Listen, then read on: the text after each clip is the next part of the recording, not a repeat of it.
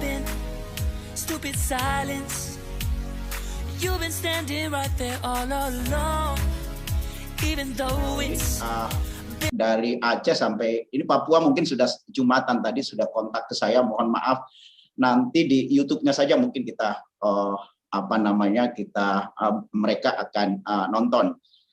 Teman-teman di waktu bagian tengah juga ini sudah kritis jamnya, jam 11 di sana lewat ya, sebentar lagi Jumatan.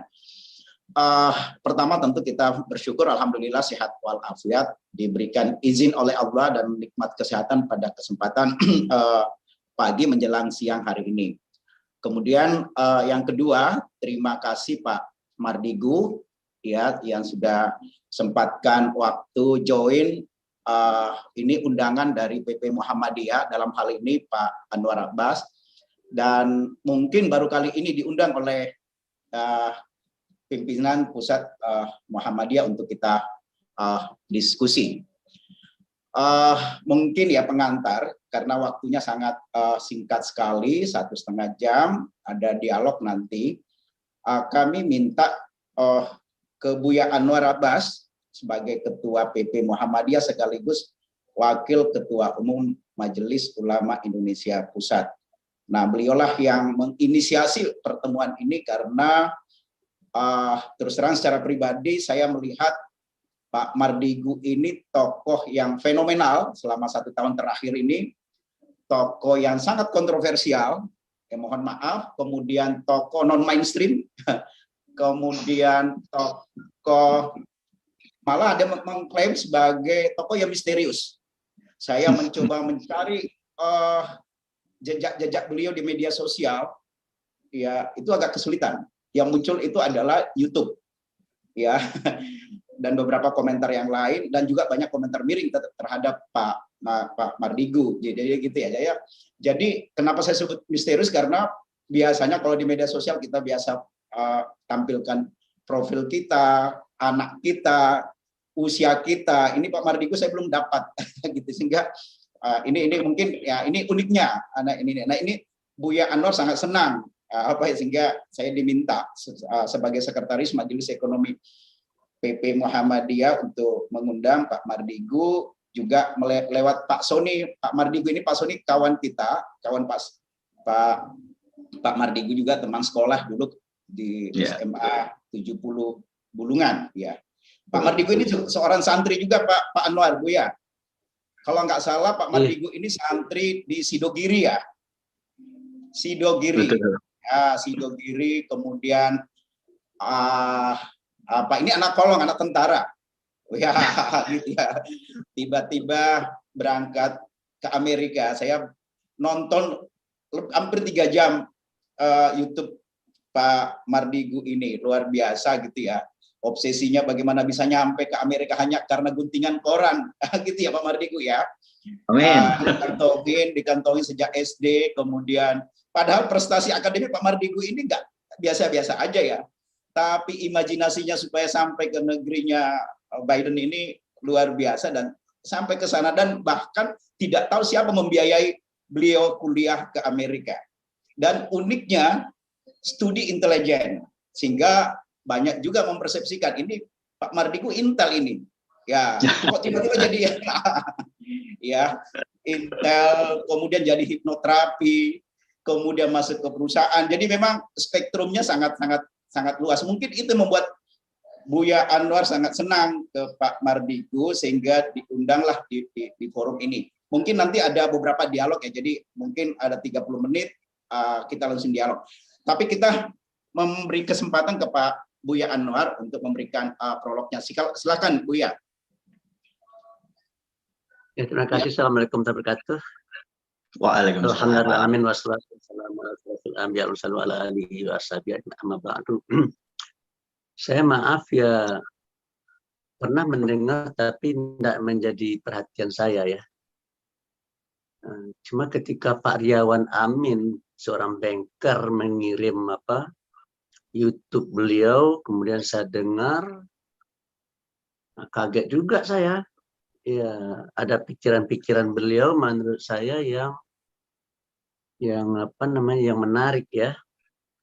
Tetapi ketika saya tonton podcast di tempat lain, ya beliau menyampaikan ide, kemudian idenya belum tuntas disampaikan, sudah dipotong-potong. Jadi kelezatan idenya jadi hilang bagi saya ya. Oleh karena itu saya minta sama Pak Mukher supaya ya Pak Mardigu diundang, dan karena waktunya 1,5 jam ya, mungkin barangkali tidak bisa sampai 1,5 jam. Ya saya minta jangan diintervensi begitu ya, jangan diintervensi. Kita minta beliau bicara pertama sekali dari perspektif global ya, kemudian regional, nasional ya, kemudian persoalan kita sebagai bangsa, kemudian menurut beliau apa kira-kira yang harus kita lakukan ya. Dan beliau ini menurut saya tak tahu persis latar belakang pendidikan Pak Mardigu ini ya, karena saya tidak bisa men-trace ya. Tetapi pemikiran beliau ini saya lihat ya mirip dengan pemikiran Imam Al-Ghazali di masalah moneter. Di mana uang itu seperti cermin ya. Uang itu seperti cermin. Jadi artinya jumlah uang yang beredar itu harus ngikutin barang. Gitu.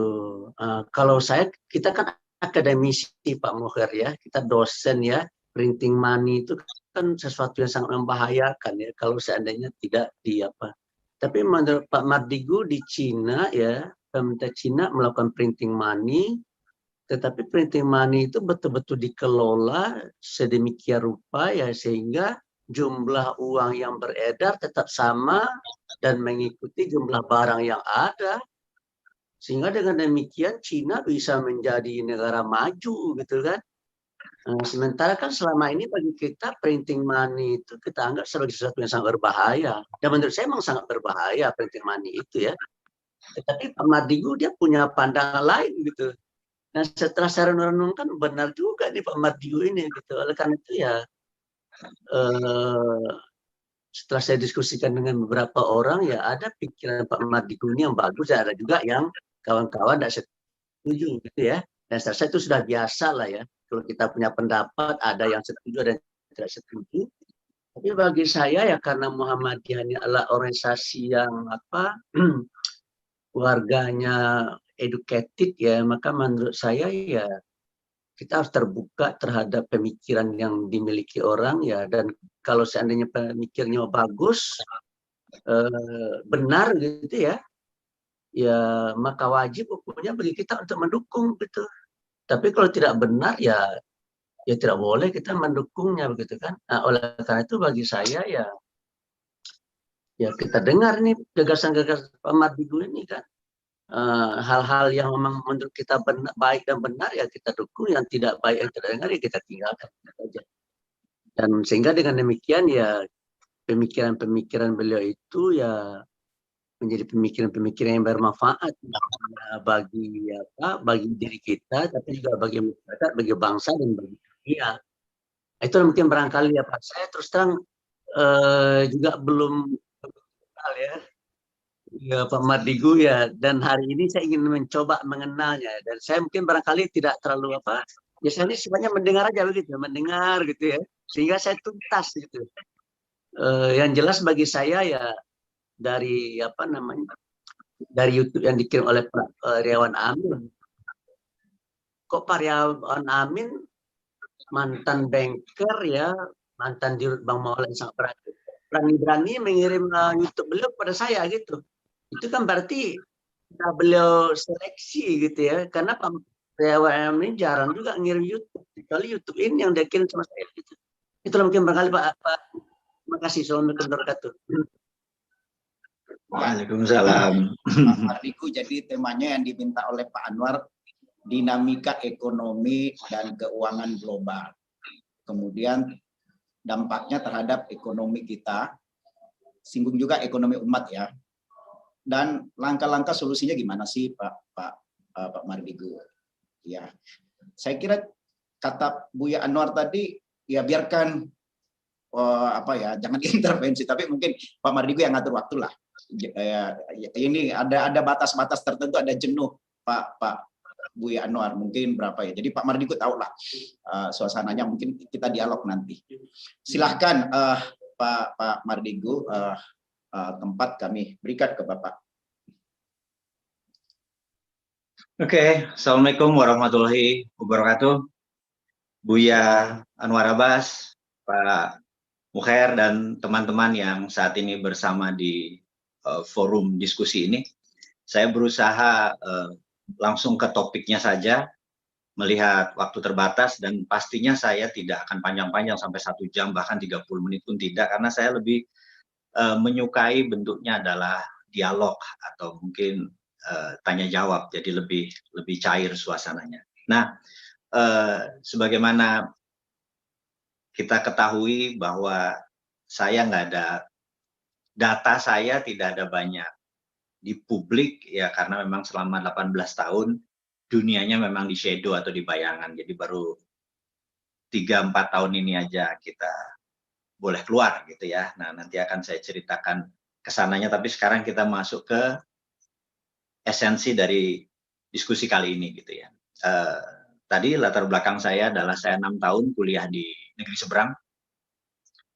Saya tidak tahu siapa yang membayari saya, sampai pulang tahun 91 baru mengetahui bahwa sebuah lembaga intelijen di bawah Pak Benny Murdani lah yang membiayai selama ini, dan sebuah pelajaran yang menarik setelah itu hingga saat ini gitu ya. Nah, dalam 25 tahun terakhir saya adalah pebisnis, latar belakang saya adalah oil and gas bisnisnya, jadi memang nggak banyak yang tidak di permukaan. Dan baru 5 tahun terakhir kita menggunakan sektor retail atau tepatnya dunia digital, ekonomi digital gitu ya. Nah, mengingat topiknya ini agak berat, jadi saya mencoba meringankan masalah global dulu. Sekali lagi ini Pak Buya Anwar Abbas, ini versi saya, di mana saya adalah penggemar pembaca buku geoekonomik dan geostrategi. Saya dulu adalah mantan staf khusus Menteri Pertahanan, kemudian selesai pensiun di 2019, jadi data-data saya banyak dapat dari Departemen Pertahanan, dari seluruh dunia tentunya, karena mungkin satu-satunya di Indonesia sebagai intelijen ekonomik, hanya mungkin ya kita aja sedikit orangnya memahami intelijen ekonomi di bidang negara Indonesia ini gitu ya. Jadi disitulah saya banyak dapat data, dan buku-buku yang saya baca pun banyak geoekonomi dan geostrategi. Saya coba sederhanakan arti geoekonomi dan geostrategi. Disederhanakan ya, bukan berarti itu secara letterlek artinya itu. Geoekonomi adalah kekuatan geografi Indonesia untuk keuntungan ekonomi. Kemudian geopolitik adalah kekuatan geografi kita untuk keunggulan politik kita di foreign policy, untuk kebijakan luar negerinya.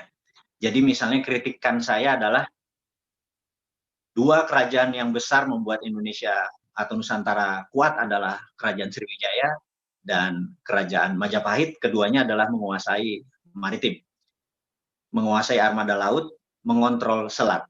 Nah, di dunia ada 6 major strait, 2 termasuk Panama dan Suez gitu ya. Itu terusan. Tapi yang alami ada Selat Lombok, Selat Makassar, Selat Sunda, dan Selat Malaka.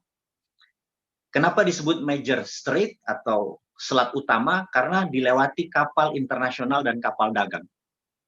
1 tahun kapal yang melewati Selat Malaka adalah 100.000 mother vessel, besar-besar. Dan isinya, Buya, bahwa kita tahu di utara Indonesia itu negaranya adalah negara produsen. China, Hong Kong, Taiwan, Korea Selatan, Jepang adalah negara produsen. 20% produksinya itu dikirim ke North America atau Amerika Utara.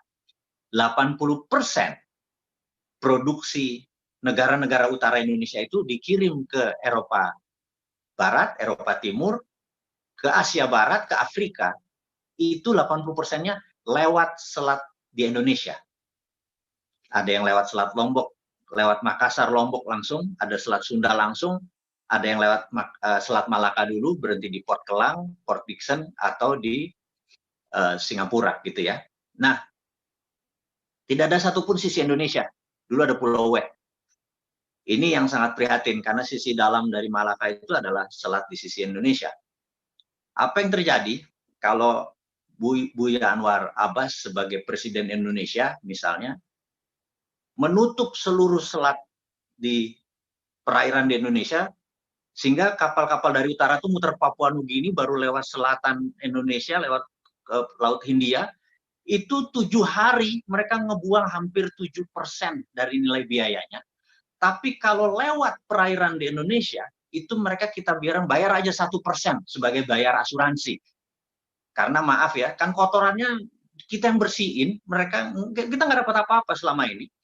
Dan itu kita pernah hitung kalau 1% dari nilai barang yang 2 triliun atau 2.000 billion dolar itu nilainya hampir 200 billion, sama dengan pajak yang ibu kita yang pinter ini selalu memajaki. Bisa rakyat nggak bayar pajak, Bu ya.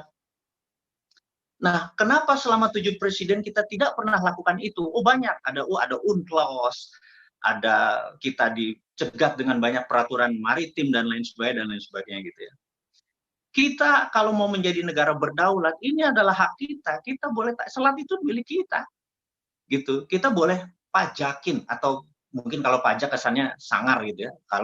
Kalau Hang Nadim, Hang Tuah, kalau Sriwijaya, Prameswara, Majapahit itu dipajakin, di choking point-nya di Malaka dipajakin sama. Kalau kita bayar asuransi deh, bayar biaya kebersihan deh, gitu ya, 1% nilai barang. Oke, kita buatlah sebuah lembaga, ya semacam SWF atau lembaganya Pak Luhut yang baru buat itu, misalnya lembaga ini adalah lembaga asuransi di mana 60%-nya milik Indonesia atau 70%-nya milik Indonesia, yang 15% milik Tiongkok, yang 15% lainnya milik Amerika misalnya. Tetap dibagilah permen itu. Kan di dalam foreign policy harus ada bagi permen gitu ya. Nah, dengan demikian kita berdaulat atas wilayah kita. Nah, itu geopolitik namanya, yang saya saat ini sangat mengkritik bagaimana kebijakan foreign policy kita ini kok mengikuti negara lain. Harusnya kita yang punya policy. Jadi contoh gini, karena itu insya Allah saya lagi buat buku, Bu ya, dan sahabat Muhammadiyah. Buku ini berjudul Redraw Map. Ini buku saya ke-15. Redraw Map tuh gini, map peta di draw.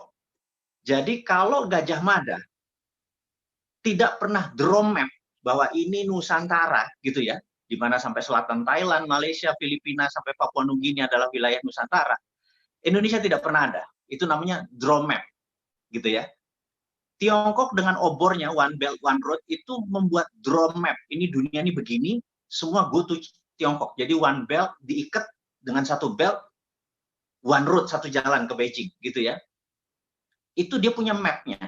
Amerika punya High Road, gitu ya, punya map. Eropa punya gitu.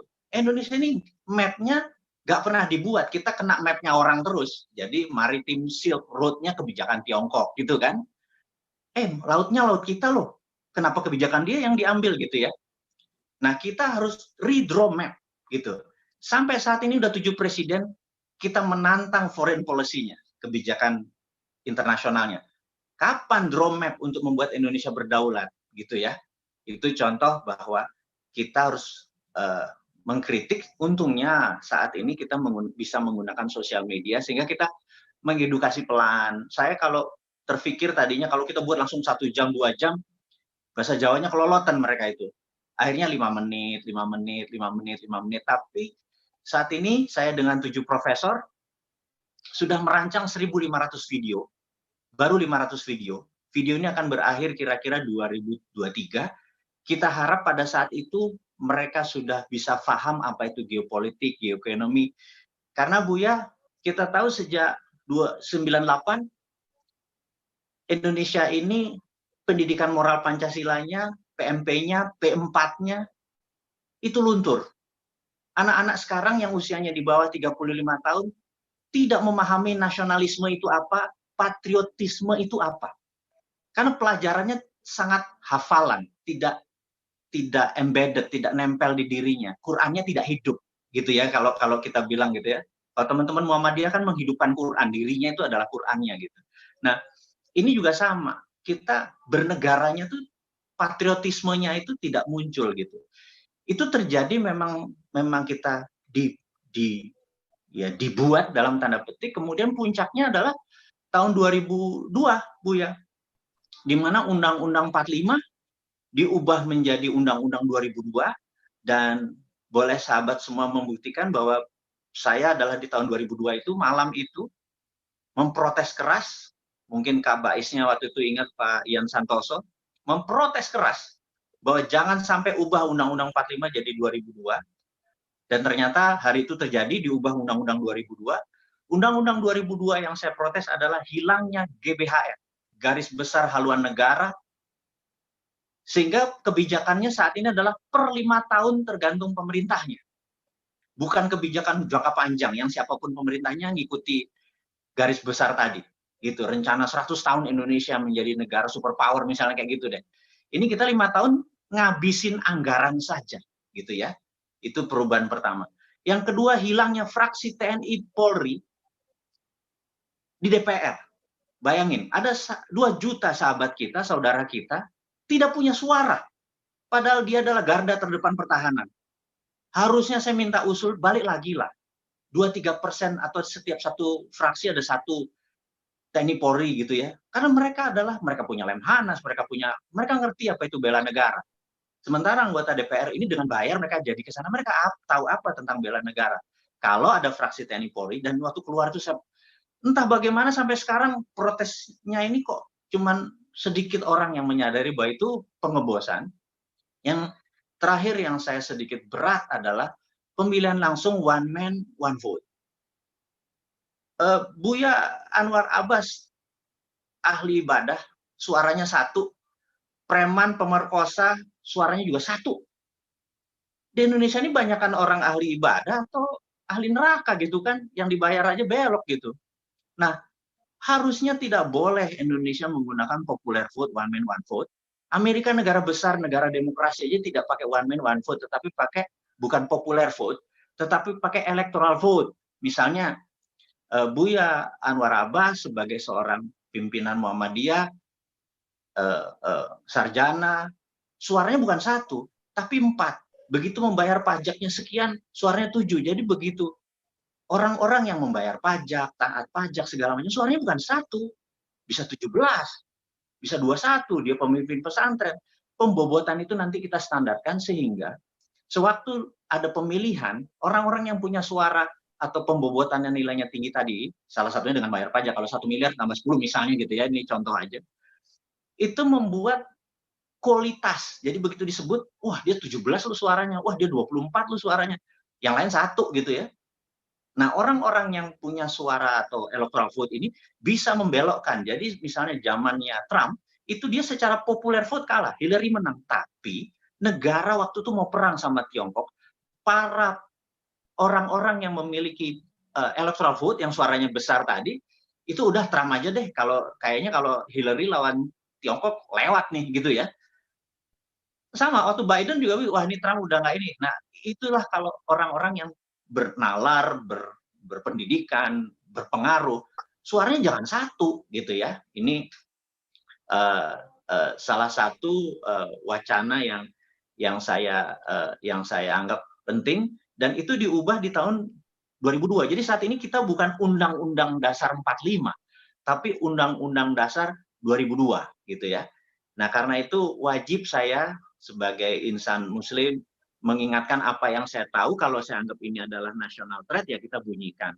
Karena mungkin kita tidak punya power, tidak punya kekuasaan, ya kita mengeduket saja. Dan mengeduket pun ada yang menentang, challenge saja. Namanya juga keilmuan kok. Yang di-challenge adalah pengetahuan. Mungkin saya juga terbatas. Nah, dengan challenge-challenge begini, tantangan-tantangan keilmuan tentunya membuat sahabat semua menjadi lebih pintar. Ya kan? Wah, buku apa nih yang si Mardigu baca? Oh, misalnya China Waters, bagaimana China mengontrol air di dunia ini, laut.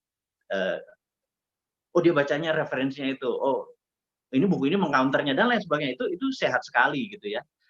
Dialog-dialog seperti itu. Oke.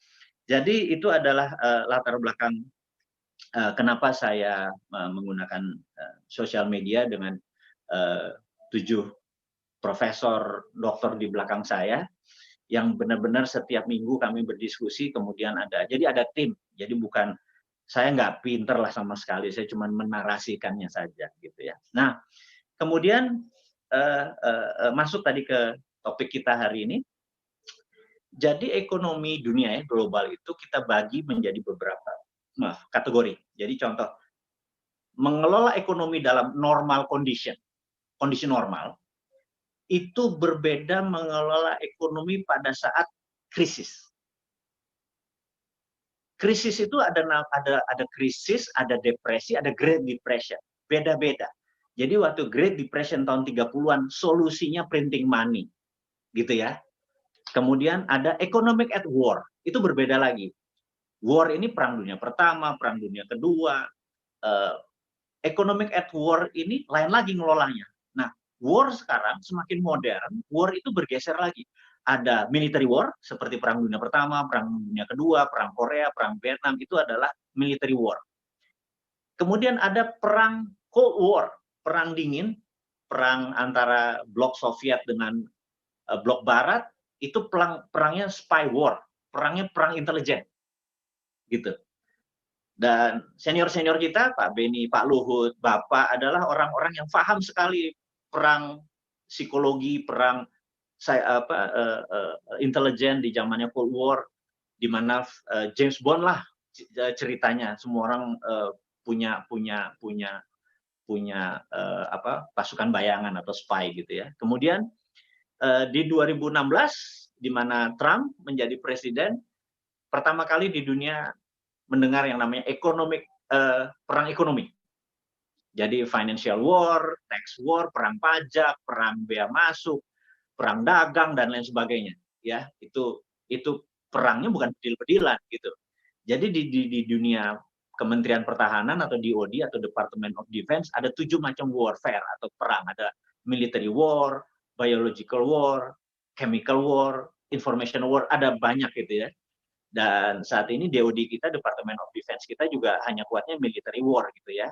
Nah, terus di 2020 perangnya berubah menjadi biological war gitu ya. Jadi dunia saat ini ada COVID-1, COVID-2, COVID-3, jangan sampai ada COVID-3 gitu ya. Di India itu kita kategorikan COVID-2 gitu. Nah, jadi kita bedakan lagi, ekonomi dalam normal condition berbeda dengan krisis, berbeda dengan depresi, berbeda dengan Great Depression, berbeda dengan wartime gitu ya.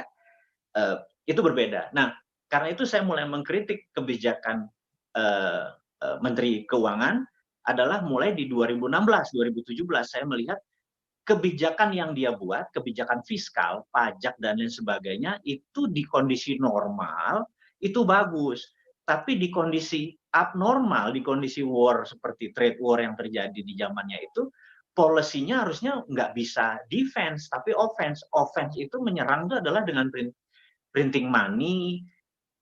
Kan IMF lagi ngurus Barat, yang satu lagi, udah Indonesia kenapa harus membangun perlu dolar, saya pikir gitu.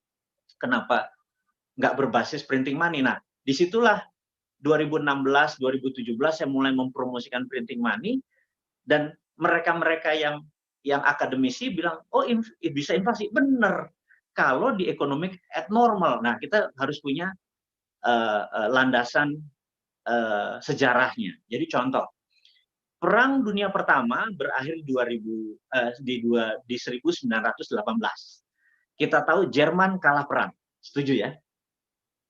Jerman kalah perang dan Jerman harus menanggung hutang dan beban biaya Perang Dunia Pertama. Jadi udah dia miskin, dipermalukan, harus bayar lagi, gitu.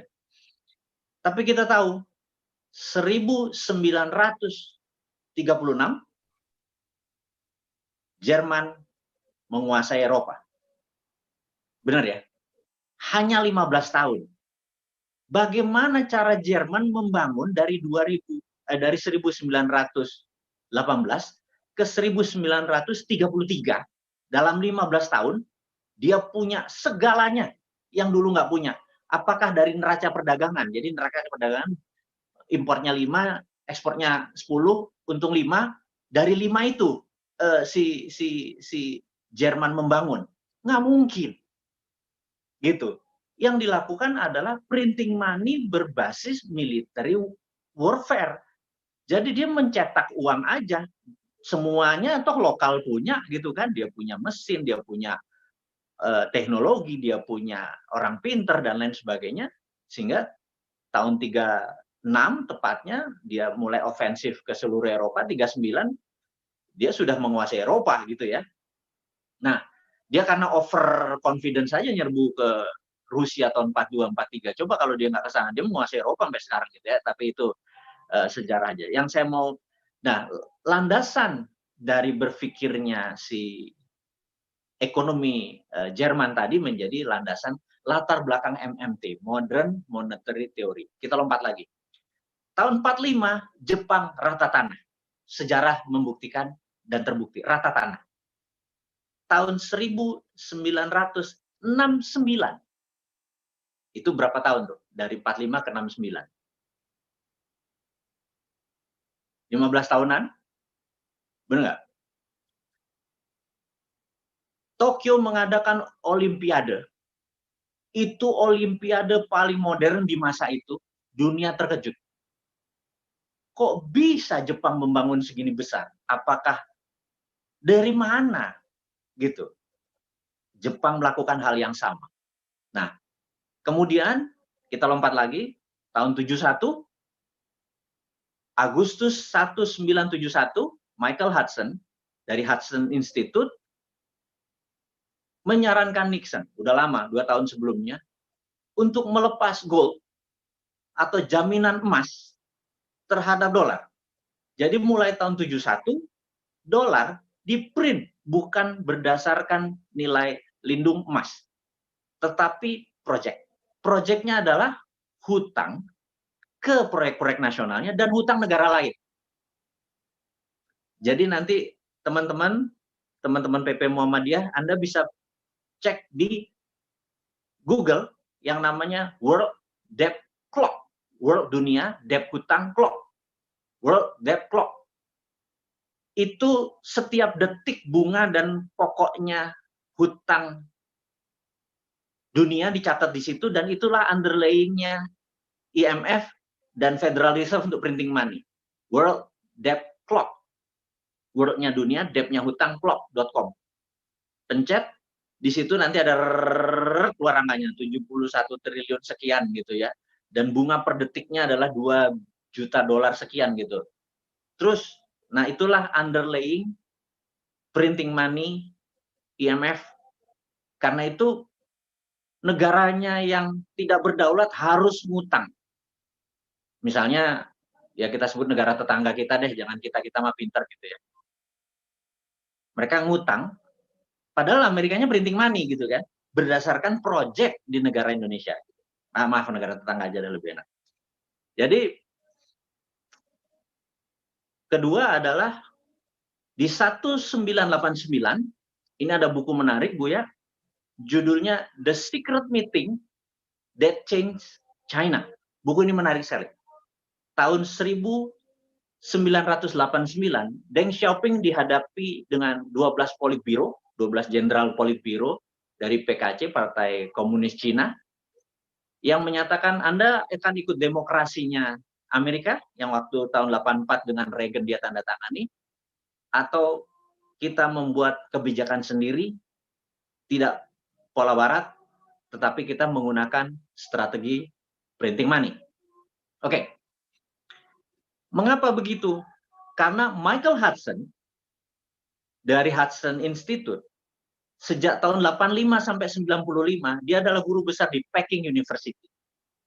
Dialah yang mengintroduce printing money berbasis project, berunderlying project. Michael Hudson. Jadi Xi Jinping saat ini yang menjadi presiden Partai Komunis Cina dan pemimpin tertinggi Tiongkok adalah muridnya Michael Hudson. Dan Michael Hudson inilah pencetus MMT, Modern Monetary Theory, yang tahun 70-an diadopsi oleh Nixon untuk printing money-nya dolar. Jadi landasan saya mengajukan pemerintah Indonesia saat ini untuk printing money berbasis project. Janganlah proyek infrastruktur yang semennya juga buatan Indonesia, buatan Indonesia, besinya buatan Indonesia, tenaga kerja Indonesia. Kenapa masih pakai tenaga kerja Tiongkok, uangnya Tiongkok, teknologi Tiongkok? Itu yang saya tanyakan. Kalau nggak punya uang, printing money gitu ya. Kenapa? Karena kondisinya dalam war. kondisinya kategorinya war, dalam perang dagang, perang segala macam. Nah, itulah prinsip yang saya usulkan, dan latar belakangnya adalah Perang Dunia Pertamanya Jerman, Perang Dunia Keduanya Jepang, tahun 71 printing money, lepasnya dolar dari gold, dan tahun 89 di mana 20 tahun kemudian China punya Olimpiade 2008, 20 tahun dunia shock, dalam 20 tahun China mendarat kok segitu besar gitu ya, mulainya tahun 89. 20 tahun kemudian 2008 itulah dia mendeklar menjadi negara modern gitu ya. Jadi kalau Indonesia 2045 ingin menjadi negara besar, menjadi negara superpower, karena kita memiliki semua sarana untuk menjadi negara superpower, maka saya menyarankan kita harus punya grand design, menghitung cost accounting, berapa yang dibutuhkan Indonesia untuk menjadi negara superpower di tahun 2045. Karena itu kita ya di tempat kami, saya juga menawarkan Muhammadiyah untuk membuat grand plan Indonesia 2045, dan printing money-nya adalah sekarang dipimpin oleh Buya gitu ya. Saya pikir sahabat Muhammadiyah, Bu Yanwar Yusuf dan Pak Muher segala macam, mungkin monolog saya berhenti di sini dulu. Kita lanjutkan dengan dialog-dialog kecil, mungkin lebih cair suasana. Demikian. Wassalamualaikum warahmatullahi wabarakatuh. Waalaikumsalam warahmatullahi wabarakatuh. Pak Mardigu juga belum menyampaikan tentang cryptocurrency, blockchain. Mungkin nanti kalau ada yang memantik, mungkin akan disampaikan. Boleh. Nah, ini ada yang minta nih Pak Yusuf Wibisono. Kemudian ini ada Guru Besar Hubungan Internasional Universitas Muhammadiyah Jogja, Prof. Bambang Cipto. Saya minta waktu Pak Bambang, Prof. Bambang, ya. Ini dua dulu ya. Mungkin nanti yang lain. Silakan Pak Yusuf. Pak Yusuf silakan. Kita share hari ini. Oke. Silakan Pak Yusuf. Yang dari Pak Yusuf. Ini tunjuk tangan. Oke. Pak Yusuf atau Prof. Bambang? Prof. Bambang. Prof. Bambang, Bambang Cipto. Saya kira Jogja belum Jumatan ini, Prof. Bambang. Nanti. Halo? Terima kasih. Halo? nah, ini udah muncul. Oke, ini Prof. Bambang. Oke, silakan. Baik, jadi saya kira ini menarik ya. Jadi pandangan-pandangan dari Pak Mardigu tentang geoekonomi dan geopolitik, apalagi kita semua tahu bahwa the future is Asia, gitu ya. Jadi masa depan kita adalah sampai tahun 50 ini adalah Asia. Sehingga memang kita memerlukan pemikiran-pemikiran cerdas untuk bisa menggerakkan penduduk sebanyak 240 juta itu dengan smart view ya, technological based view. Ini salah satu hal yang saya kira penting ya. Tapi secara umum saya kira memang interaksi antara political, economic, science, technological power itu memang harus sangat erat gitu ya. Karena Cina itu menggerakkan itu bersama-sama. Ekonominya digerakkan, politiknya digerakkan, sains teknologi push habis-habisan. Jadi kalau kita ingin mencontoh Cina itu luar biasa sekali ya. Top decision maker-nya sendiri itu presiden itu langsung mengambil keputusan. Sejak Deng Xiaoping, Jiang Zemin, Hu Jintao, itu mereka fokus sekali pada urusan ekonomi, mereka nggak problem, politik nggak masalah. Sana teknologi itu mereka masing-masing punya kebijakan yang tak bagus. Dan Xi Jinping hanya menikmati saja. Nah, saya kira kita nggak bisa sekedar membuat desain ekonomi, tapi tidak ada backup dari desain nanti. Dan nyatanya jumlah ekspor Cina jauh lebih tinggi dari Amerika. Ya. Itu kan hasil pushing dari Xi Jinping, dari Deng Xiaoping, kemudian Wijianto, sampai dengan Xi Jinping saat ini. Jadi saya pikir itu ya, kita tidak bisa mensimplifikasi kalau tidak ada gerakan simultan antara kekuatan politik, ekonomi, sains, dan teknologi. Ini mungkin sekedar komentar dari kuliah yang sangat bagus dari Pak Mardika. Terima kasih. Assalamualaikum warahmatullahi Terima kasih Prof. Bambang. Waalaikumsalam. Silakan Pak Rudi, Pak Hardiansyah yang tunjuk tangan dari tadi. Dan beberapa chatting juga ada yang masuk. Ada, nanti mungkin saya baca. Silakan Pak Rudi. Waalaikumsalam. Assalamualaikum warahmatullahi wabarakatuh. Yang terhormat Mas Ponorogo, ya. Salam hormat kami. Bosman Mardigu, ini idola saya ini. Terima kasih dan seluruh kerabat Muhammadiyah. Yang pertama, perkenalkan kami Rudi Chandra, kami Direktur Bank Mitra Syariah yang mana 100% kami adalah Bank Muhammadiyah yang kebetulan base-nya di Ponorogo dekat kelahiran Bosman Madiun. Di Ponorogo kita 4 tahun ini berdiri dengan aset bank syariah kita alhamdulillah saat ini mencapai 30% dan 2 kali dapat Infobank Award.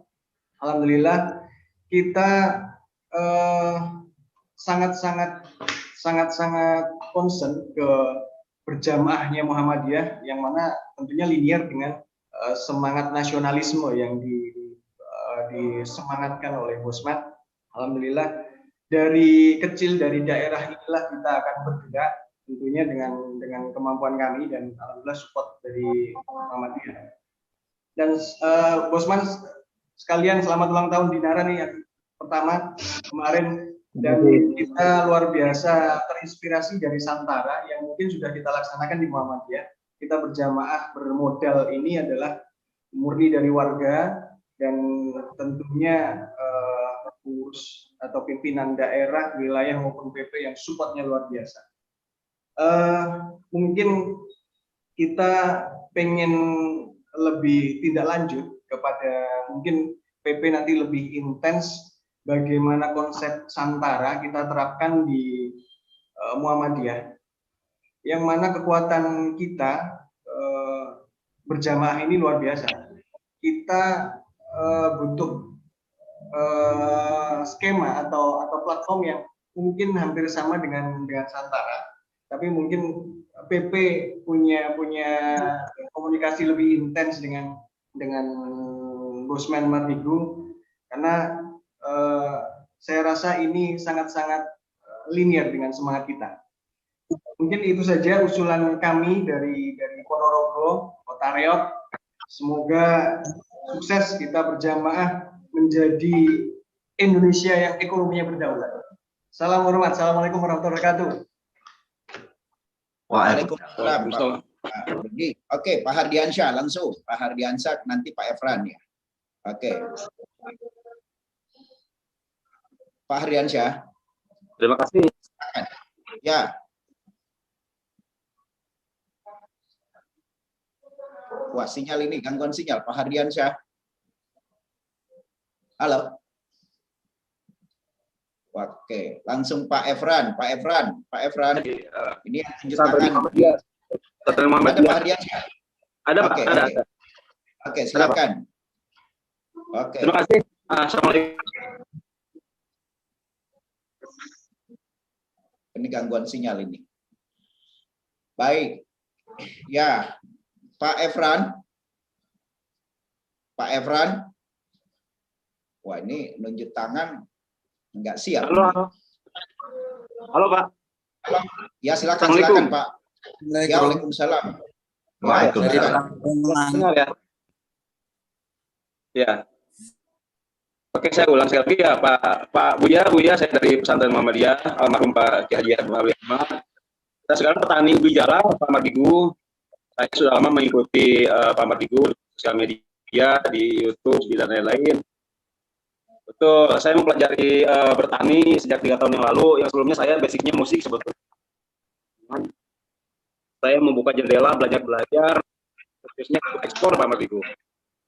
Banyak masalah di pertanian ini yang saya temukan selama saya belajar ini, baik itu di produksi, supply chain, dan bagaimana kita bisa berkontribusi di perdagangan global ini, Pak Ahmad.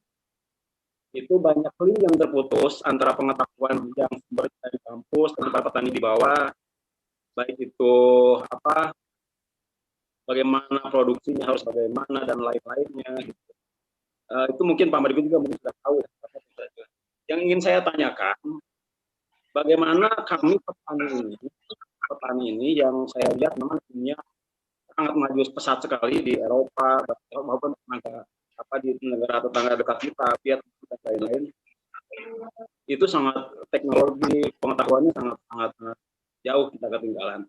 Nah, di mana ini petani ini kita ini bangsa ini dengan ide-idenya Pak Mardigu ini supaya kami bisa ngeling dengan idenya Pak Mardigu ini, yang harus kami lakukan seperti apa Pak Mardigu dari bawah ini sebagai petani untuk gagasan dan yang koordinasi Pak Mardigu ini. Nah, kami itu harus seperti apa tuh petani ini agar ngeling nantinya Pak Mardigu. Saya doakan Pak Mardigu jadi presiden Pak. Begitu aja. Bapak-bapak, Buya. Assalamualaikum warahmatullahi wabarakatuh. Makasih Pak Ardiansyah. Waalaikumsalam. Ini mohon maaf ada banyak ya Pak Mardigu ya. Kita ke Sorong dulu lah. Sorong ini Jumatan di sana. Sorong. Oke, silakan.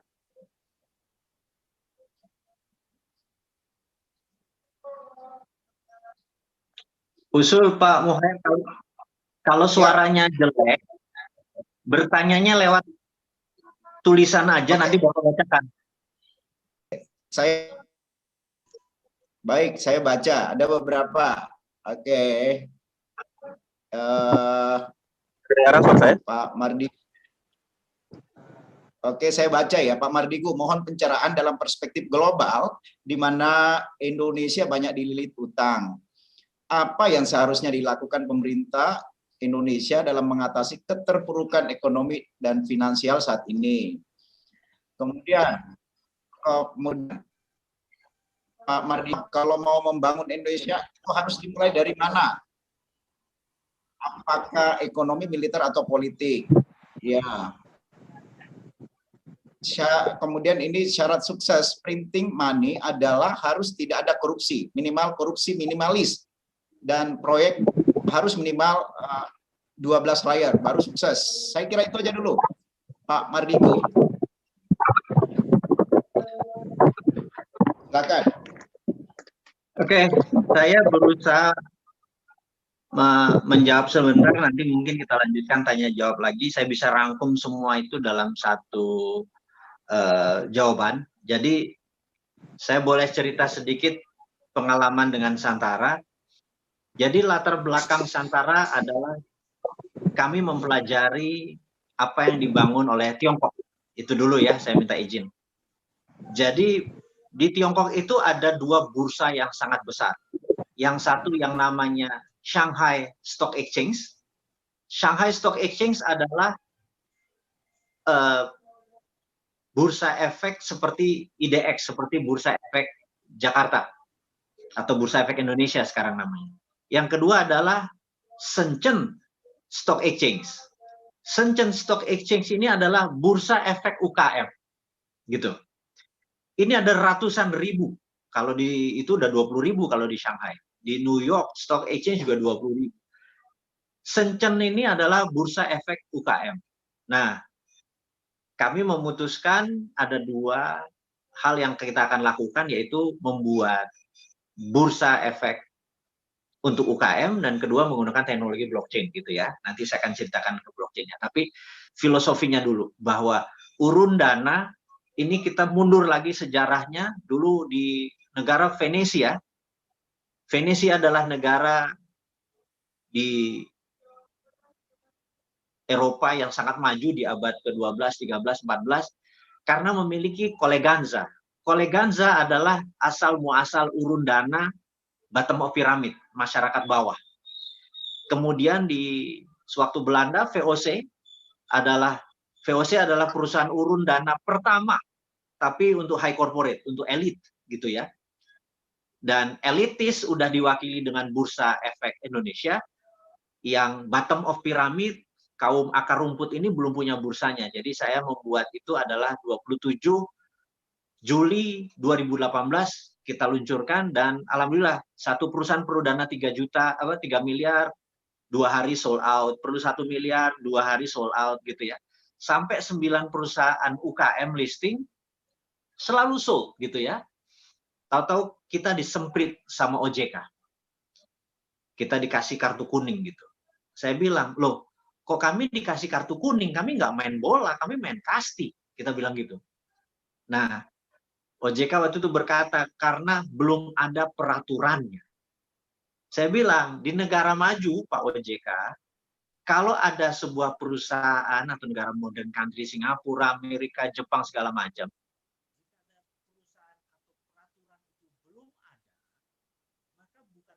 Putus suaranya. Putus suara Pak Mardigu. Putus. Diulang lagi Pak Mardigu. Pak Mardigu, suara Pak Mardigu. Pak Mardigu. Pak Mardigu, suaranya putus. Oke, jelas lagi? Halo? Ya, sudah jelas, silakan. Ya. Diulang dikit. Ulang lagi dari Eropa. Kalau di Eropa kemana UMKM-nya itu? Suaranya putus ya? Kalau di Eropa Ya, udah. Tadi apa mana ya? Kalau di Eropa ada UMKM-nya gitu. Oke. Jadi kita ingin membuat bursa UKM di Indonesia. Bursa UKM itu kemudian 2018 kami luncurkan yang namanya Santara. Kita dalam waktu 2 bulan bisa membantu teman-teman UKM, tapi kita kena semprit sama OJK. Nah, OJK, kita tanya kenapa kami disemprit, karena Anda melanggar, karena belum ada peraturannya. Saya bilang, kalau di negara seperti Jepang, Singapura, Amerika, atau Eropa, jika ada sesuatu yang belum ada peraturannya, itu masukkan saja ke regulatory sandbox. Jadi selama tidak melanggar hukum pidana gitu, diawasi aja di regulatory sandbox. Dia bilang kami nggak biasa dengan regulatory sandbox. Jadi tolong jangan jalan dulu karena belum ada peraturannya. Jadi membuat peraturannya berapa lama? Wah ini harus DPR, harus ini. Waduh saya bilang, oke, ini yang membuat saya pikir bernegara susah sekali. Saya bilang, gimana kalau kita pakai prinsip Islam saja? Di agama saya Islam itu semuanya halal kecuali yang Allah haramkan. Jangan dibalik, semuanya haram kecuali yang dihalalkan oleh OJK. Anda lebih hebat dari agama saya gitu. Itu asal muasal saya bertanya, harusnya jalan aja gitu ya. Nah, singkat cerita kita berdiskusi, tapi nggak keluar izinnya, nggak jadi peraturannya, tapi terus digarap, kami berdiskusi panjang sama OJK. Terus saya ketemu sama senior saya, di mana senior saya menyarankan gugat saja negara. Dan sejarahnya adalah dia pernah menggugat negara, dulu dia ingin membuat TV lokal, nggak boleh, TV harus nasional, kemudian grup ini menggugat negara, judulnya adalah perbuatan melanggar hukum yang dilakukan oleh negara, dan dia menang, akhirnya lahirlah JTV. Dan akhirnya sekarang ada ratusan perusahaan TV lokal, setelah digugat tadi oleh perusahaan yang melahirkan JTV tadi. Nah, dia bilang, bos men Anda gugat aja negara. Nah, kemudian kita menggugatnya gini. Kami menggugat negara adalah perbuatan yang melanggar hukum dilakukan oleh negara karena melanggar hak konstitusi saya untuk bebas riba. Jadi saya ulangi, saya menggugat negara. Saya menggugat negara dengan pasal perbuatan melanggar hukum yang dilakukan oleh negara karena melanggar hak konstitusi saya untuk bebas riba. Karena di dalam urun dana itu bagi hasil. Jadi insya Allah bebas riba gitu ya. Ini secara singkatnya teman-teman. Alhamdulillah, gak lama setelah itu OJK dan kami menjadi sahabat akrab, izinnya keluar sehingga Santara adalah perusahaan urun dana pertama yang memiliki izin lengkap dari OJK, dan sekarang udah berjalan tahun ketiga. Saat ini ada 350.000 investor receh yang rata-rata menaruh uang antara 1 sampai 10 juta rupiah.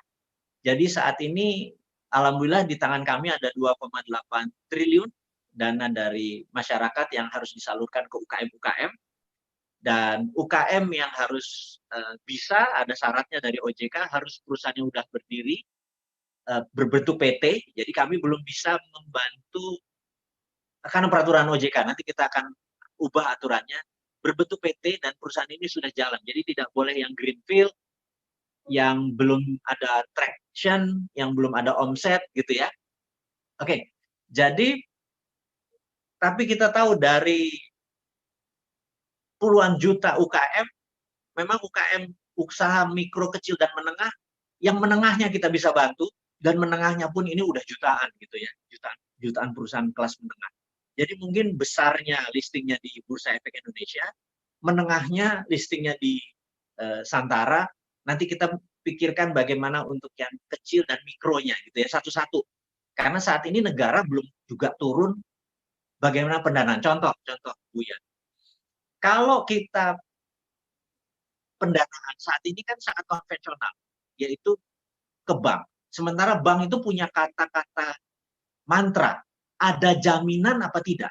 Jadi Indonesia sejak 98, 2000 tepatnya, IMF masuk, Indonesia dikunci perbankannya. Ini teman-teman perbankan sangat setuju nih. Indonesia dikunci perbankannya karena dulu kita boleh project based loan. Project based loan itu kalau kita dapat project ngelas pagar, maka project itu bisa kita pinjam ke bank tanpa aset. Tapi sekarang namanya aset based loan. Jadi apa-apa harus pakai aset. Harus ada kolateral. Jadi misalnya seseorang punya 30 ayam geprek, tapi 30 lokasinya itu nyewa. Sehingga dia tidak punya aset. Walaupun ada omset, ada profit, dan perusahaan udah jalan 10 tahun. Waktu dia mau buka cabang ke 33, 3 cabang sekaligus, dia tidak punya aset, bank tidak bisa membiayai. Itu harus ada terobosannya. Itulah akhirnya urun dana Santara hadir. Jadi teman-teman sahabat dimanapun, kalau Anda tidak punya aset, tapi punya omset dan punya bisnis, datang ke kami, datang ke kita, fundingnya pasti kita bisa keluarkan. Dan ada yang menarik, saat ini Santara mengantongi izin sebagai tadi perusahaan urun dana pertama, sekarang Santara mengantongi izin sebagai perusahaan bursa secondary. Bursa secondary ini kalau dia listing IPO, listing going public, kemudian dia masuk ke bursa secondary di Bursa Efek Indonesia. Santara punya bursa efek UKM yang saat ini baru 10 perusahaan, dan kita berharap ini akan tumbuh. Jadi ada exit plan-nya. Anda masuk di UKM sebagai investor, Anda bisa exit di bursa efek UKM atau bursa secondary. Jadi itu adalah salah satu terobosan yang Santara buat saat ini sebagai lembaga urun dana pertama di Indonesia dan lembaga bursa efek UKM pertama di Indonesia, dan satu-satunya saat ini. Demikian Buya, dan demikian Pak Muher, mudah-mudahan menjawab teman-teman masalah ekonomi global yang dimasalahkan ke lokal, dan lokal solusinya adalah dengan UKM kita bergerak dari akar rumput, dari bottom of piramid. Demikian. Makasih Pak Mardigu. Ini ada banyak sekali ya, saya nggak bisa baca satu-satu ya karena banyak ya. Ini saya di layar saya disebutkan gini di chatting ya. Dalam platform urun dana Santara di mana Pak Mardigu sebagai owner, jika penerbit sudah besar, saham investor retail yang berinvestasi melalui Santara dapat di buyback oleh owner, sehingga hanya owner sendiri yang menikmati ketika usahanya sudah besar, ya. Aduh, ini maaf ini kayak gitu. Oh, ada bisa ini. Apakah penguatan UMKM melalui platform urun dana tersebut menutup kemungkinan investor retail untuk bisa turut besar bersama usaha penerbit, seperti yang terjadi pada NTRS, salah satu penerbit yang berhasil scale up di Santara. Itu Pak. Kemudian langkah apa yang harus didahulukan untuk membangun Indonesia? Bottom up atau top down? Apakah sosok pemimpin bangsa yang cocok untuk mengatasi masalah ini?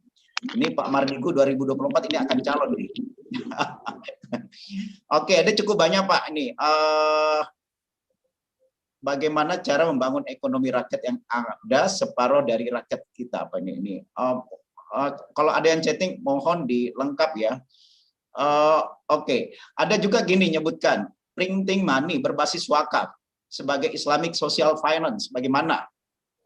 Oke, saya kira itu ya. Mungkin ada yang komentar secara lisan, silakan Mbak ini Bu Dini atau Pak Sahroni ini dari tadi nyampaikan, silakan ya, langsung padat to the point. Oke, Assalamualaikum warahmatullahi wabarakatuh. Ya, ini to the point langsung aja. Ya, ini kan ya, membicarakan mengenai UMKM itu terkait dengan saya sebagai praktisi di ini ya, pelatihan UMKM juga. Ini kita kan mendirikan koperasi tuh Pak, untuk koperasi ekspor untuk UMKM juga. Nah, saya ingin implementasi, mungkin diskusi ini bisa jadikan implementasi untuk koperasi ekspor kita Pak, karena di sini juga ada petani, ada peternak, kemudian ada juga nelayan, juga ada UMKM. Jadi kami memang tujuannya menguatkan pemasaran lokal dan juga ekspor Pak Mardigu. Jadi mungkin bisa dibimbing dalam hal ini untuk teknik aplikatifnya. Terus terang saya sangat tertarik dari pemikiran Pak Mardigu. Terima kasih. Oke, Pak Saroni silakan. Terima kasih Bu Dini ya. Pak Saroni, silakan. To the point. Assalamualaikum warahmatullahi wabarakatuh. Terima kasih Pak Mukhair. Saya dari PMU.co. Ini kebetulan Pak Mardigu ini favorit saya ini di YouTube ini. Ada beberapa produk yang kami beli karena tertarik dari YouTube. Salah satunya mungkin servo mekanisme sama juga Sadarga Advance. Nah, dari Sadarga Advance ini kan saya itu tertarik dengan rumah yatim Pak Mardigu ini. Nah, apa yang mendasari Pak Mardigu untuk mendirikan rumah yatim Indonesia itu? Terima kasih, Pak. Assalamualaikum warahmatullahi wabarakatuh. Waalaikumsalam warahmatullahi wabarakatuh. Oke, silakan itu dulu Pak Mardigu. Nanti saya baca chattingnya lagi ya. Silakan.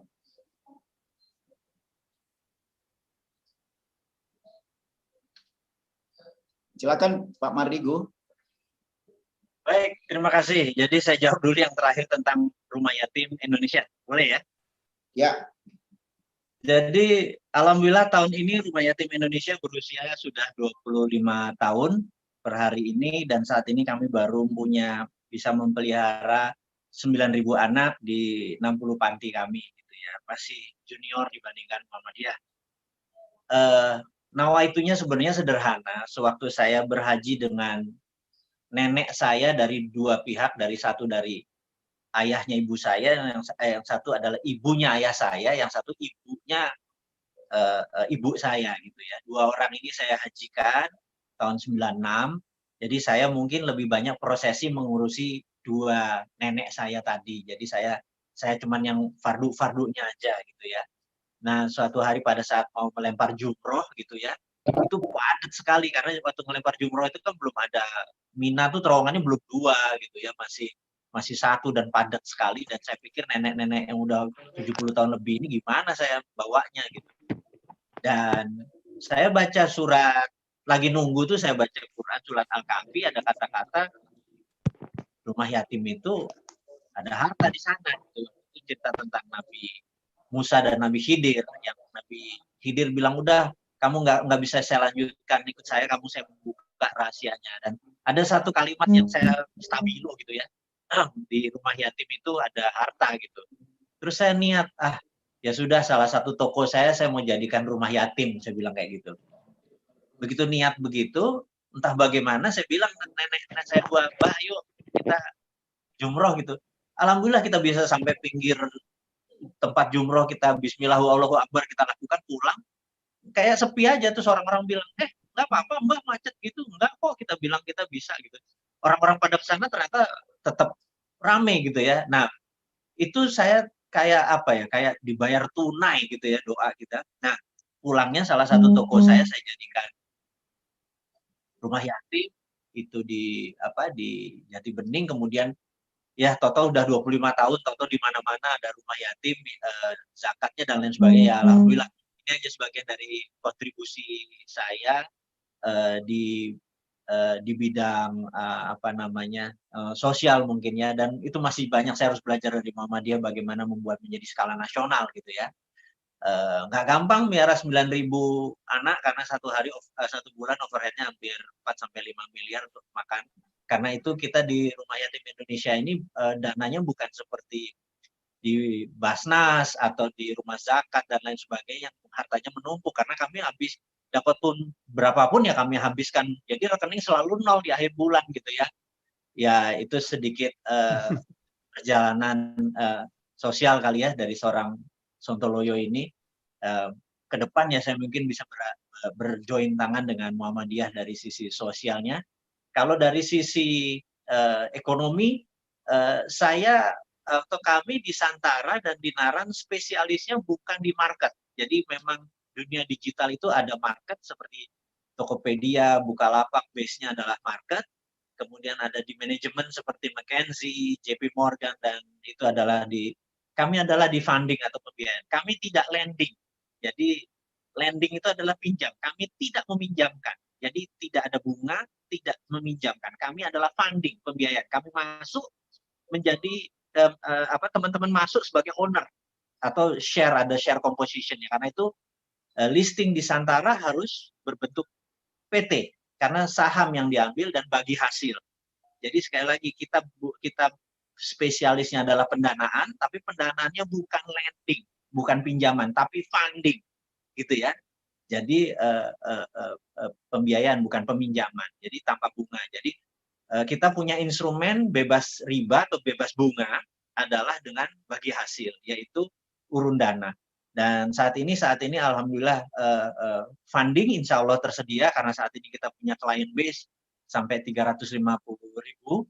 Kami berharap dengan adanya Muhammadiyah bisa menjadi underlaying dari para investor receh yang naruh 1 juta, naruh 200.000, daripada di deposito bunganya juga nggak jelas. Di sini bagi hasil menolong UKM dan dividennya jauh lebih tinggi dari bunga bank, karena UKM itu profitnya bisa 30%, 20% setahun. Bisa dibayangkan kalau teman-teman investnya di sana, tapi receh aja 1 juta, 2 juta, 3 juta gitu ya. Nah ini adalah bottom of pyramid, ini belajar dari kolega Zanya di Venesia gitu. Jadi mudah-mudahan Bu ya sekilas informasi ini dapat faedah kita hari ini. Oke, terima kasih Pak Mardigu. Silakan Pak Salahuddin. Atau mungkin Pak Riawan Amin. Pak Riawan ada? Pak Riawan? Atau Pak Salahuddin? Pak Salahuddin silakan, tadi tunjuk tangan. Oke, ini ada beberapa yang perlu saya baca juga ini ya. Oh, ini menarik yang hal-hal yang sifatnya tadi, yang Santara tadi Pak. Tapi ini kita ada pertanyaan, tapi ini sifatnya apa ya? Ini sejarah. Kan tadi Pak Mardigu bicara tentang POC misalnya ini. Ini kembali lagi. Tadi sebenarnya peserta pingin lebih teknis, tapi ada yang menarik. Assalamualaikum. Assalamualaikum. Saya Salahuddin, Pak. Boleh? Oke, silakan. Ya, salam kenal Mas Wawi. Saya Salahuddin dari Silicon Valley, California. Saya sempat lihat videonya Mas Wawi tentang blockchain dan cryptocurrency di salah satu proyeknya Mas Wawi. Saya juga kebetulan peminat cryptocurrency dan blockchain. Niat saya yang paling dasar sih tujuannya syar'i dalam konteks bisa melibas riba. Dan syukur-syukur kalau pemerintah memberikan blessing untuk itu. Jadi mohon di-refresh lagi. Dan dalam forum ini saya juga invite teman-teman, sobat-sobat untuk mau bergabung dalam forum ini. Kita sih lebih tertarik dari sisi teknologinya, nggak menyarankan untuk bermain spekulasi dalam tradingnya. Itu aja. Salam dari San Francisco. Assalamualaikum. Oke, makasih Pak. Salam. Oke. Kalau boleh. Ya, silakan. Dicatat Iya, namanya. silakan. Pak Salahuddin Siapa? dicatat apa ini? Nomor HP-nya. Ya, di chatting Oh Pak ya, Salahuddin. 40. Oh ya, boleh. Di chatting. Di chat Ya, aja, ya. Pak. Oke, sekretariat tolong dicatat ya. Oke, silakan. Buya, ada komentar? Dari Enggak, saya dengar aja dulu. Saya dengar. Lagi asik saya. Assalamualaikum. Ya, silakan. Assalam. Maaf ini mau siap Jumatan di Pekanbaru Bu ya sama Pak Mardigu dan teman-teman. Ya. Sedikit saja bagaimana aplikasi Dinar bisa kita wujudkan di Muhammadiyah itu segera. Mungkin Pak Mardigu punya proyek Dinaran, mudah-mudahan ini bisa untuk keluarga Muhammadiyah lah untuk kemudian bisa mewujudkan back to Dinar gitu. Mungkin pendapat Pak Mardigu mudah-mudahan bisa kita realisasikan. Terima kasih Pak. Oke. Ya. Dinar ini menarik nih, hampir sama juga Pak Salahuddin tadi ya. Dua pertanyaan terakhir cukup menarik. Oke. Menarik ya. Jadi saya 6 tahun di San Francisco Pak, jadi saya pikir dengar kata San Francisco tuh kayak rindu sekolah dulu di sana gitu ya. Dan kita cerita tentang blockchain. Jadi asal muasalnya begini, blockchain. Jadi kita tahu di tahun 1964, pemerintah Amerika dengan menyatakan ingin mempunyai komunikasi lain di luar PSTN. Dulu PSTN itu kabel, telepon segala macam gitu pakai PSTN. Dan kemudian selama 5 tahun DoD, Department of Defense Amerika melakukan studi pelajar dan akhirnya di tahun 69 terciptalah yang namanya internet gitu ya.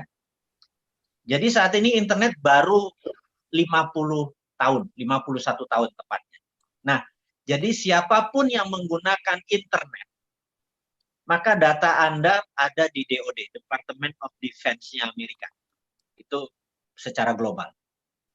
Kemudian saya teringat, lompat lagi sebentar di tahun 2000, saya di San Francisco dengan 3 sahabat saya, Mr. F dan Mr. P, dan saya bertiga. Kami waktu itu ada tawaran untuk membeli 21% saham Google sewaktu paket C diluncurkan. Nilainya sekitar 36 juta dolar. Ini tahun 2000 ya. Kami berdebat selama 2 malam di apartemen di San Francisco. Saya bilang, saya masuk. Saya suka Sergey Brin. Saya suka idenya Google dan lain sebagainya gitu ya. Tapi saham saya terkecil. Teman saya yang paling gede ini yang F ini bilang enggak. The end of discussion, the winner is Yahoo. Jadi search engine itu Yahoo the winner. Saya bilang enggak, one day Google is the winner gitu ya. Ini debat gitu aja. Itu terjadi tahun 2000. Intinya akhirnya kita tidak beli. Saya bilang, wah gila nih 36 juta murah nih walaupun saya paling kecil saham. Kemudian tahun 2018 suatu hari saya ketemu di lift sama teman saya F ini. Dia bilang, "Bro, gila kalau jadi kita beli saham Google tuh Alphabet sekarang nilainya 1000 billion. Kalau kita punya 21% itu kita hampir 1,5 kali APBN Indonesia gitu kan." Saya bilang, lupakan. Itu udah sejarah bener ya. Karena sekarang anak saya nggak kenal Yahoo, yang kenal Google gitu kan. Google is the winner sekarang. Oke. Jadi kembali ke blockchain. Saya melihat 20-30 ke depan blockchain is the winner, bukan internet. Internet cuma salah satu tool gitu ya. Blockchain itu trusted open ledger. Karena itu 2017 saya mengirim 30 anak tuh belajar tentang blockchain ke Jepang, ke Amerika, ke Eropa dan lain sebagainya, sehingga tahun 2018 waktu kita meluncurkan Santara, base kita mother chain-nya menggunakan Sironium, kita tidak pakai Ethereum, kita menggunakan blockchain sendiri dan numbersnya cukup besar. Waktu kita ambil mereka bilang, lo mau buat negara ya dengan mother chain segitu gede gitu ya, lebih gede dari Ethereum. Dan itu cuman keisengan saya aja di 2017 waktu itu. Nah, jadi saya melihat sama seperti tahun 2000 saya ngelihat Google is the winner, padahal waktu itu search engine yang leading adalah Yahoo, dan saya ngelihat di 2030 kayaknya blockchain is the winner gitu ya. Jadi secara teknologi kita harus berpihak kepada ya future, dan saya melihat blockchain is the winner. Jadi Santara berbasis blockchain, Dinaran pun berbasis blockchain. Nah, saya mau menceritakan sedikit tentang Dinaran, mungkin hanya 2 menit supaya dapat gambarannya teman-teman semua. Dinaran adalah perusahaan ekosistemnya gold. Jadi bukan dinarnya dulu, ya goldnya dulu.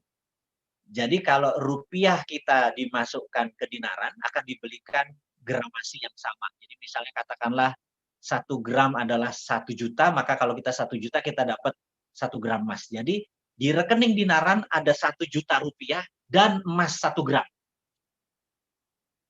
Yang rupiahnya tadi Anda boleh transfer kemanapun menggunakan payout system, mau pakai debit card kita ambil bisa, mau pakai ATM kita ambil tunai bisa, kita mau transfer pakai m-banking semua bisa, mau belanja OVO, belanja ini bisa, itu adalah rupiahnya. Emasnya Anda bisa transaksikan, misalnya Anda mau beli tas yang harga 500.000 atau senilai setengah gram emas, gramasi emasnya bisa dipindahkan.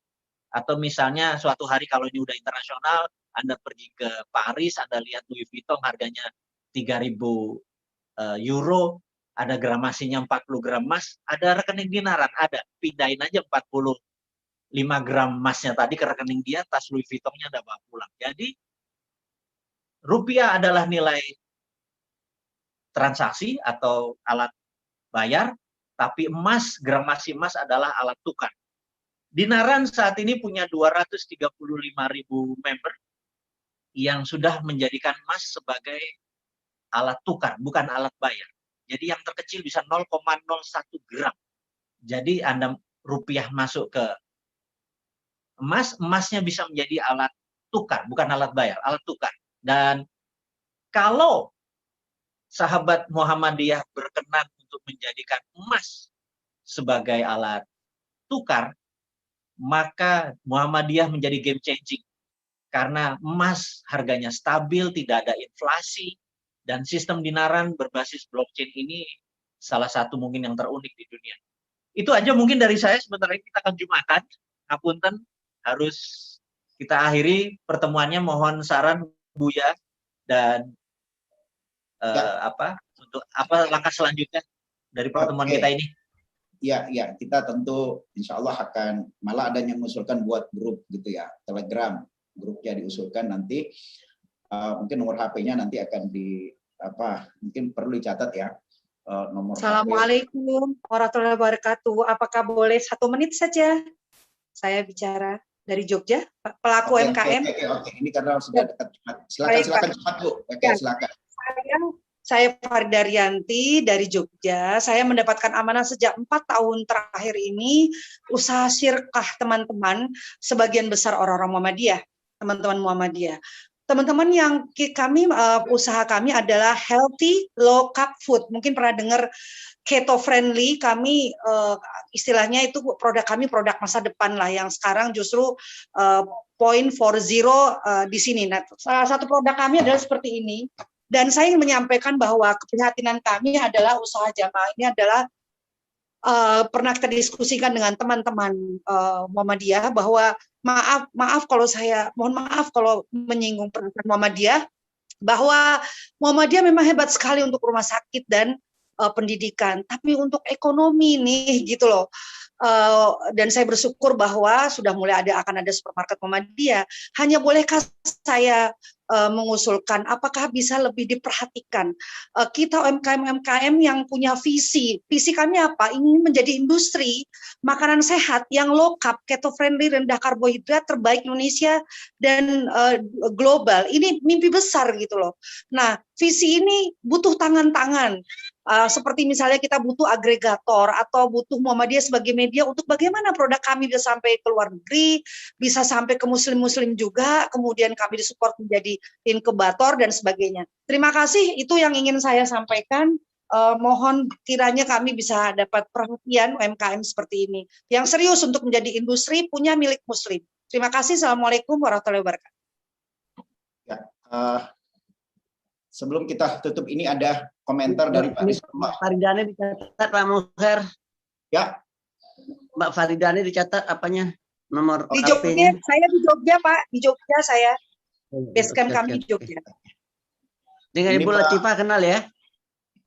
Ibu Latifah yang Flora. Iskandar. Belum saya belum Pak. Iya catat ya. Saya taunya Buya Yunahar Ilyas saja. Oke, saya catat di chat ya Pak. Catat di chat. Ya, mungkin panitia sekretariat bisa ini ya.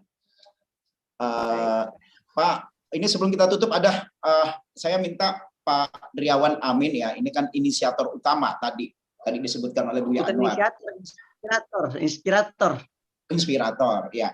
Ya, kita minta. Kemudian tadi ada Pak Rizkullah, ini menarik tentang menanggapi Pak Mardigu tentang emas tadi yang nggak butuh emas fisik sebenarnya. Silahkan ya Pak Rizkullah atau sudah jumatan? Ada komentarnya di chatting tadi. Oke, nggak ada ya. Oke Pak Riawan nggak? Pak Riawan. Oke, itu Pak Rizkullah. Silakan Pak Rizkullah. Ini masih ada waktu Pak. Baik, terima kasih. Assalamualaikum warahmatullahi wabarakatuh. Waalaikumsalam. Senang sekali berjumpa dengan Bos Sontoloyo. Saya terus terang sudah setahun terakhir jadi member di Dinaran, aplikasi Dinaran. Saya mencoba mempelajari seperti apa sistemnya dan dari praktek yang saya lakukan selama ini, ternyata di Dinaran tidak ada emas fisiknya. Jadi kalau saya mau ngambil uang emasnya itu tidak bisa. Jadi harus dirupiahkan juga gitu.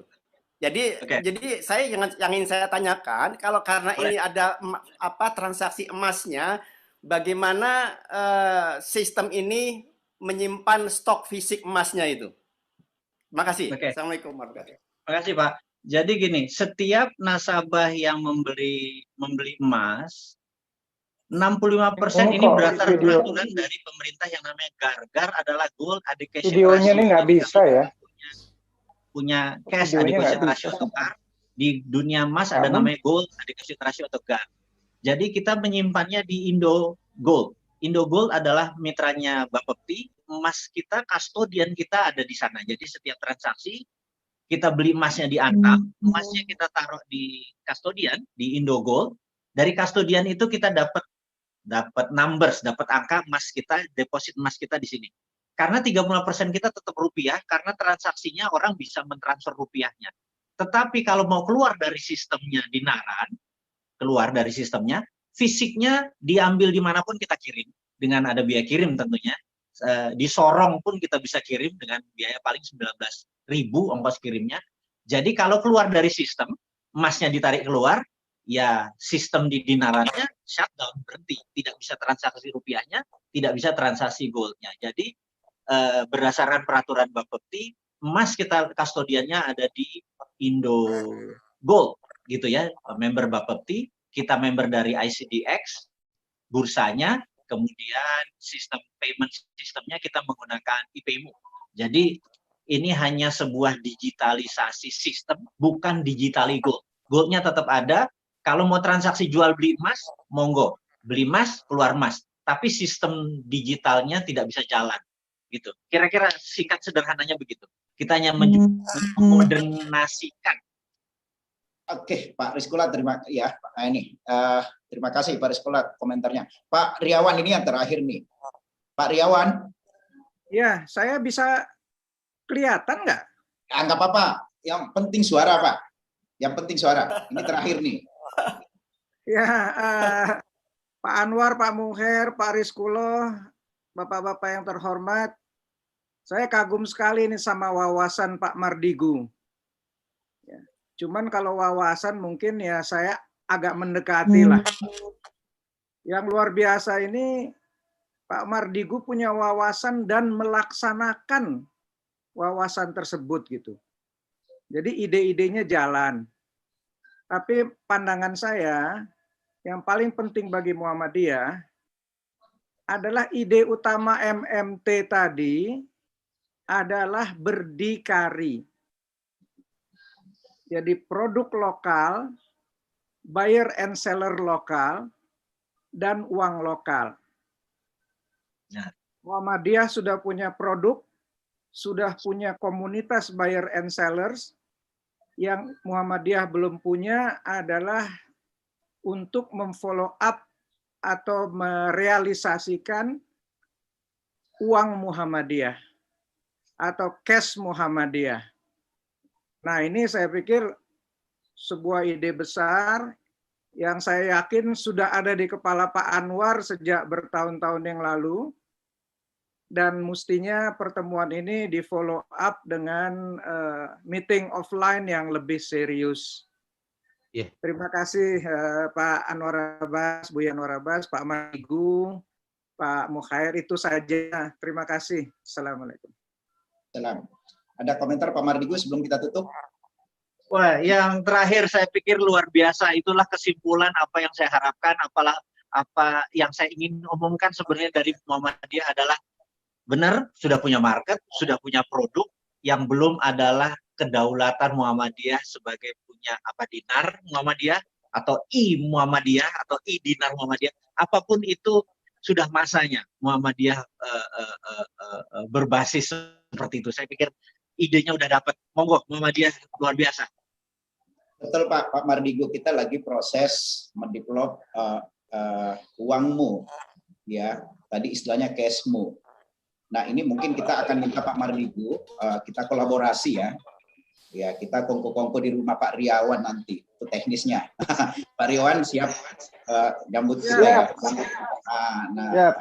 Nah itu mungkin yang lebih teknis untuk kita bicarakan langkah selanjutnya.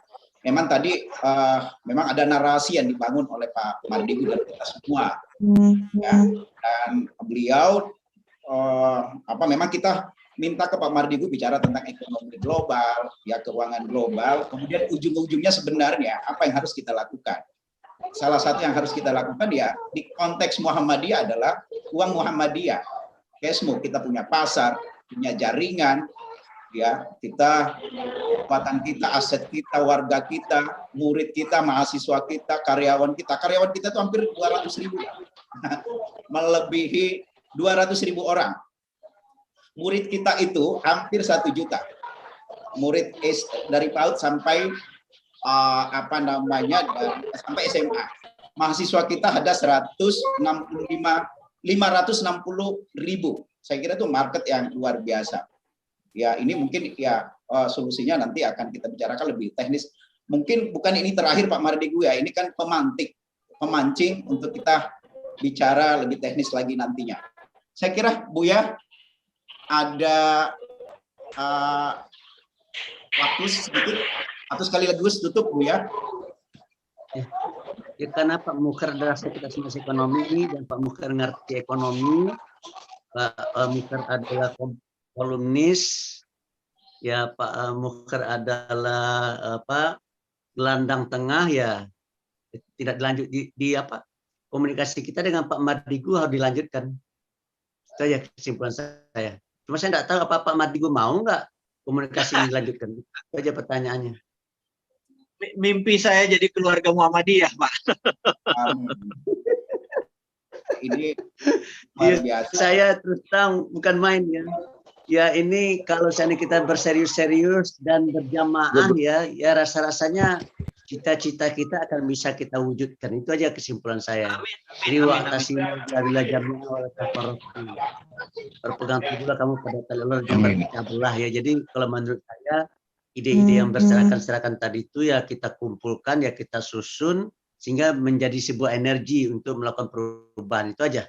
Dan menurut saya Pak Mardigu adalah salah satu kontributor ya untuk memajukan ekonomi umat dan ekonomi bangsa. Demikian. Terima kasih. Ya. Saya kira cukup Pak Mardigu, ini karena sudah 11.30, nanti kalaupun ada diskusi teknis, mungkin kami yang ngatur sebagai gelandang tengah, Buya Anwar nunjuk saya sebagai gelandang tengah, artinya ngoper-ngoper bola.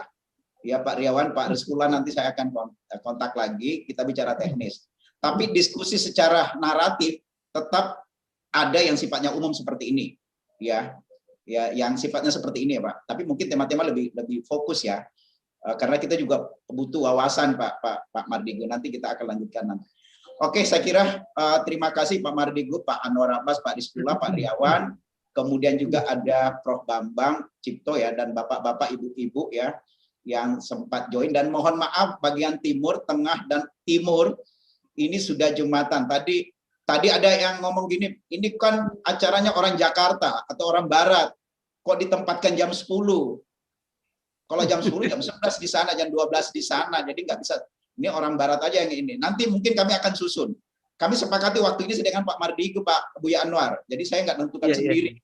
Ya, saya akan coba carikan waktu yang tepat, yang tidak mepet seperti ini. Tidak bisa kita korbankan juga kawan-kawan di tengah dan timur. Saya kira kita tutup dengan ucapan hamdalah. Alhamdulillahirabbil alamin. Fastabiqul khairat. Wassalamualaikum warahmatullahi wabarakatuh. Waalaikumsalam. Assalamualaikum Bro Wi. Terima kasih banyak Bro Wi. Mas Sony, ini Pak Mardigu, Pak Sony sama-sama ini satu tim di Muhammadiyah. 785. Oke. Bulungan. Ya Bro Wi, thank you banget. Nanti kita coba sambung lagi atau kita ketemuan di Citos kali ya. Insya Allah. Lanjut. Nanti saya kontak lagi Bro Wi. Terima kasih. Oke, terima kasih. Assalamualaikum. Jumatan dulu. Terima kasih banyak Pak Mardigu. Alhamdulillah, beres.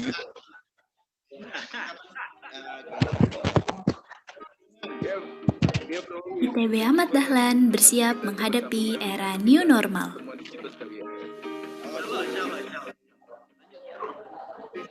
Standarisasi protokol kesehatan telah diterapkan di lingkungan kampus. Antisipasi dan upaya dilakukan untuk menanggulangi COVID-19. Mulai dari sterilisasi ruangan secara rutin, penggunaan masker, face shield, dan hand sanitizer bagi seluruh karyawan, tenaga pendidik, dan mahasiswa ITB Ahmad Dahlan.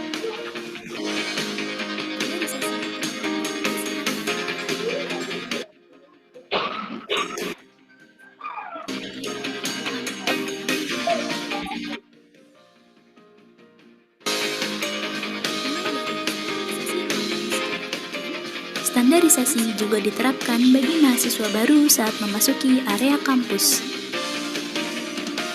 Seluruh tamu dan masyarakat kampus juga diharuskan untuk mematuhi protokol kesehatan yang telah diterapkan.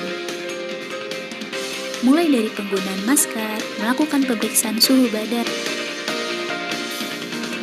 mencuci tangan dengan menggunakan sabun dan air mengalir, serta menjaga jarak atau physical distancing. Standarisasi juga diterapkan bagi mahasiswa baru saat memasuki area kampus.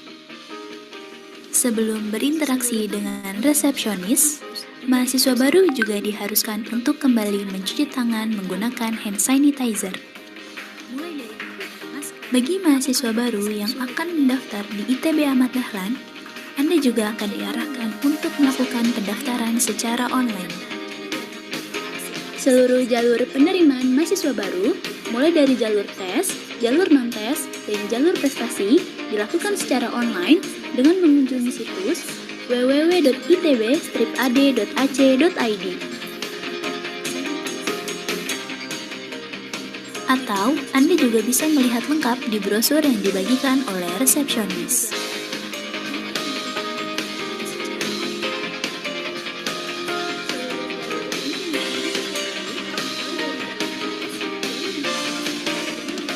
Sementara itu, bagi mahasiswa tingkat akhir, pelayanan prosedur kelulusan juga dilakukan secara online.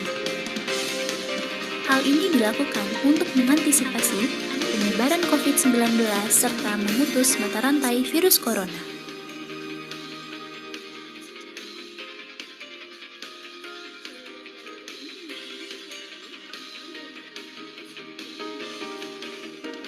ITB Ahmad Dahlan bersiap menghadapi era new normal. Pelayanan prosedur kelulusan juga dilakukan secara online.